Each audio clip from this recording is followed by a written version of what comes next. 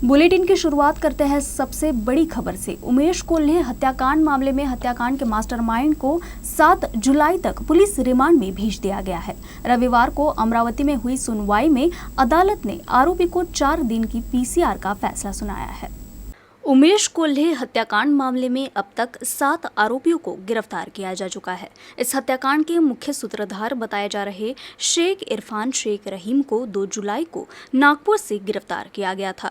इस बीच रविवार को उसे अदालत में पेश किया गया, जहां अदालत में चली सुनवाई के बाद आरोपी को 7 दिन की पीसीआर में भेजा गया।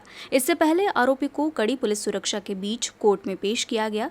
आपको बता दें कि पुलिस ने अपनी जांच में बताया कि भाजपा से निलंबित नेता नुपुर शर्मा के बयान के समर्थन में दवा कारोबारी उमेश कोल्हे की 21 जून को बेरहमी से हत्या कर दी गई थी।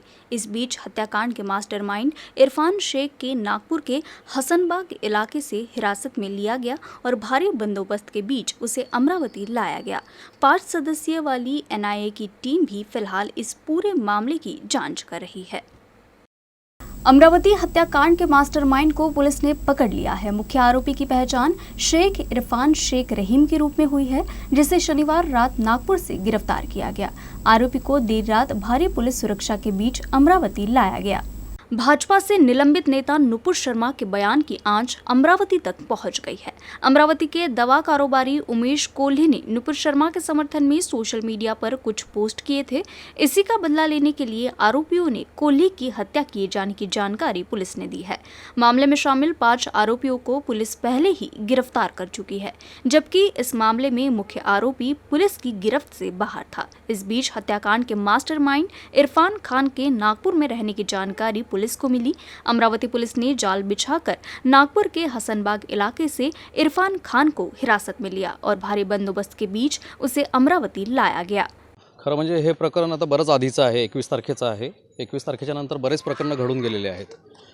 जर हे पहिल्या 4-5 दिवसात हे प्रकरण जर आपल्या पुढे आलं असतं आणि हे कारण जर पुढे आलं असतं तर मला असं वाटतं की कदाचित अजून 2-3 लोकांचे जीव वाचले असते आणि बऱ्याच लोकांच्या हत्या होणार नाहीत। म्हणजे आता आज आमचं हे प्रकरण उघडकीस आलं, याच्या आधी उदयपूरचं प्रकरण उघडकीस आलेलं आहे। आता या 2 प्रकरणामुळे ॲटलिस्ट आपण हे तरी पकडूया की आता पुढे कोणाच्या हत्या होणार नाही आणि पोलीस या हिशोबाने सतर्क राहतील आणि पुढे काही जीव वाचवण्याचा प्रयत्न करतील। आता आम्ही आमचा माणूस गमावलेला आहे, तो काही परत येणार नाही आहे, पण ठीक आहे, ॲटलिस्ट आता याच्यापुढे कोणाचा जीव जाऊ नये एवढंच पोलिसांनी काळजी घ्यावी आणि थोडंसं आधीच जर बारकाईने थोडंसं चेक केलं असतं त्यांनी आणि या बाजूने विचार केला असता तर कदाचित असं समजूया कि उदयपुरचा जीव असला असता। इस मामले में अब तक 6 आरोपियों को गिरफ्तार किया जा चुका है। इस बीच शुक्रवार सुबह कोतवाली थाने से 4 से 5 सदस्यीय एनआईए की टीम ने मामले की जांच की।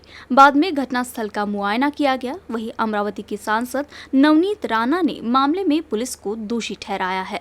जो हमारे अमरावती में जो घटना हुई, घटना होने के बाद कुल्ले साहब को जो रोड पे लाकर मारा गया, उसी बेस पे जब हमने केंद्र सरकार को, गृह मंत्री जी को और एनआईए को जब पत्र भेजा, पत्र भेजने के बाद गृह मंत्री जी ने उस पर एक्शन लिया और एनआईए की टीम अमरावती इन्वेस्टिगेशन के लिए पहुंचती है।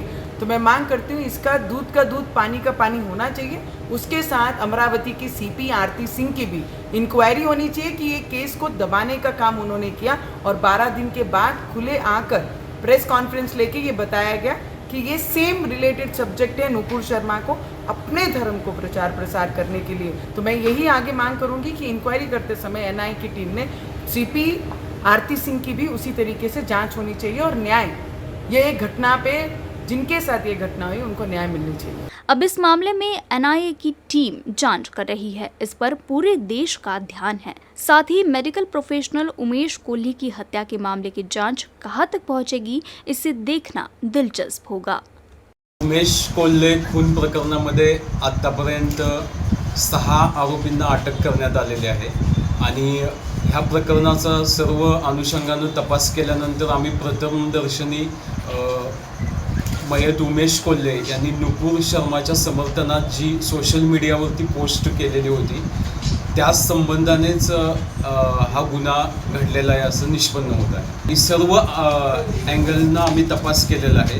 त्यामध्ये प्रायमा फेसी आम्हाला नुपूर शर्माची पोस्ट केल्यामुळं हा गुन्हा घडला असं निष्पन्न झालं. मानसून की शुरुआत के बाद से अभी तक भारी वर्षा नहीं हुई है। अमरावती जिले के 12 तहसीलों में कम बारिश के कारण किसान जुलाई में भारी बारिश का इंतजार कर रहे हैं।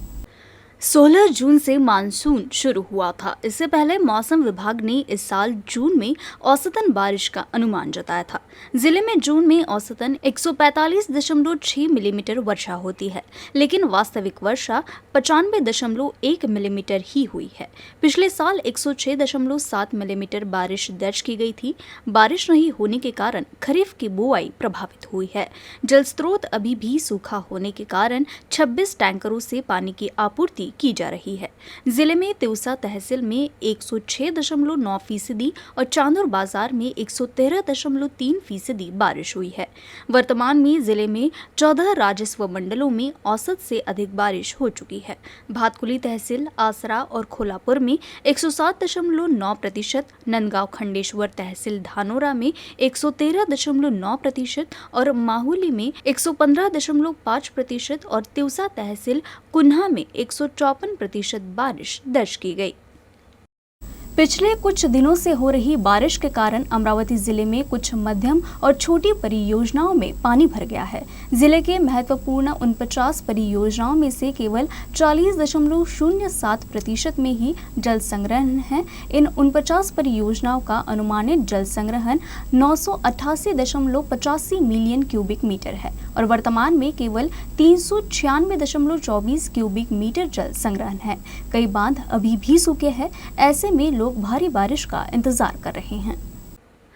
कई जिलों में संतोषजनक बारिश हुई। कहीं भारी बारिश के कारण कई बांधों का जलस्तर नीचे आ गया है।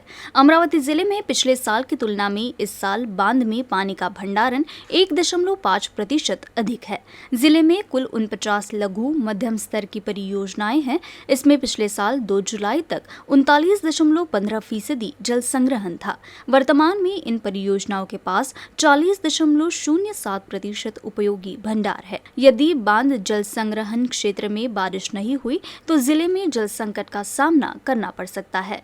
जिले में ऊर्ध्व वर्धा परियोजना में अब तक 257.21 जलगामी जल भंडार है, जो इसका 45% है। 6 मध्यम परियोजना शाहनुर, चंद्रभागा, पूर्णा, सपन, पंधारी और गंगा में भी 88.46 गैलन पानी शेष है। कुल 42 छोटी परियोजनाओं में 50.57 गैलन पानी है। अमरावती सेंट्रल जेल से 3 कैदियों के भागने के मामले में ऑन ड्यूटी सुरक्षा गार्ड दोषी ठहराया गया।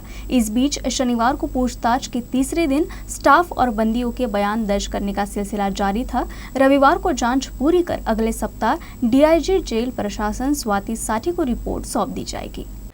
डीआईजी साठी ने अमरावती सेंट्रल जेल से कैदियों के भागने का मामला चंद्रपुर के जिला जेल अधीक्षक वैभव आगे को सौंपा है।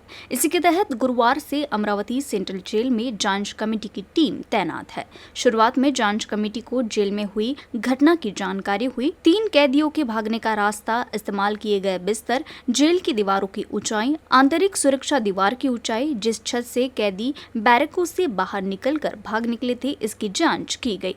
शनिवार तक 10 कर्मचारियों और 6 बंदियों के बयान दर्ज किए गए हैं। हालांकि जांच समिति ने निष्कर्ष निकाला है कि 28 जून की रात 1:30 से 2 बजे तक की घटना के दिन ड्यूटी पर तैनात सुरक्षा गार्ड और आंतरिक सुरक्षा अधिकारी दोषी थे। हालांकि किसे दोष देना है, रिपोर्ट मिलने के बाद ही इसकी पुष्टि होगी। रविवार को अमरावती जिले में कोरोना के 10 मरीज मिले हैं। जिला सर्जन कार्यालय के अनुसार संत गाडगे बाबा अमरावती विश्वविद्यालय, डॉक्टर पंजाबराव देशमुख कॉलेज प्रयोगशाला, रैपिड एंटीजन टेस्ट और विभिन्न प्रयोगशालाओं की रिपोर्ट के अनुसार जिले में 10 नए कोरोना संक्रमित मरीज मिले हैं, जबकि इसी दौरान 2 मरीज संक्रमण से ठीक हुए हैं। जिले में अब तक कुल मरीजों की संख्या 1,06,095 हो चुकी है। घर में अकेला देख एक 10 वर्षीय नाबालिग के साथ 28 वर्षीय आरोपी द्वारा दुराचार करने का मामला सामने आया है। घटना धामनगांव बड़े पुलिस स्टेशन अंतर्गत आने वाले एक छोटे से गांव की है। पुलिस ने आरोपी को गिरफ्तार कर लिया है। पुलिस ने दी हुई जानकारी के अनुसार बुल्ढाना जिले के धामनगांव बढ़ी पुलिस स्टेशन अंतर्गत एक गांव में 10 वर्षीय पीड़िता घर में अकेली थी। मौका देख आरोपी संतोष मोहिते घर में घुस गया और पीड़िता को मारने की धमकी देकर उसके साथ दुराचार किया। इसी दौरान पीड़िता की मां घर आई और अपनी बच्चे के साथ हो रही अनहोनी अपनी आंखों से देखते ही शोर मचाया और अपनी बेटी को आरोपी के चंगुल से छुड़ाने की कोशिश करने लगी। पीड़िता की मां को देखकर आरोपी ने उसे धक्का देकर वहां से भाग गया। पीड़िता को लेकर उसकी मां तुरंत धामनगांव बढ़े थाना पहुंची और शिकायत दर्ज कराई। पुलिस ने आरोपी संतोष उत्तम मोहिते के खिलाफ पोक्सो और अन्य धाराओं के तहत मुकदमा दर्ज कर आरोपी को गिरफ्तार कर लिया है। इंसान की तरह प्राणियों में भी झगड़े होते हैं, लेकिन ये झगड़े बहुत देर तक नहीं टिकते और कभी कभी इनके झगड़े बड़े ही प्यारे होते हैं। ऐसे ही 2 बिल्लियों का झगड़ा कैमरे में कैद हुआ है। बुल्ढाना जिले के खापगांव में रहने वाले नाना हिवराले की बिल्ली ने 2 बच्चों को जन्म दिया, जिसमें से एक का नाम टाइगर और दूसरे का नाम छोटी है। दोनों बिल्ली के बच्चे बहुत ही प्यार से रहते हैं, खेलते हैं और उतने ही प्यार से झगड़ते भी है। टाइगर और छोटी का एक झगड़ा यूसीएन न्यूज़ के दर्शक नाना हिवराले ने अपने मोबाइल में कैद किया है।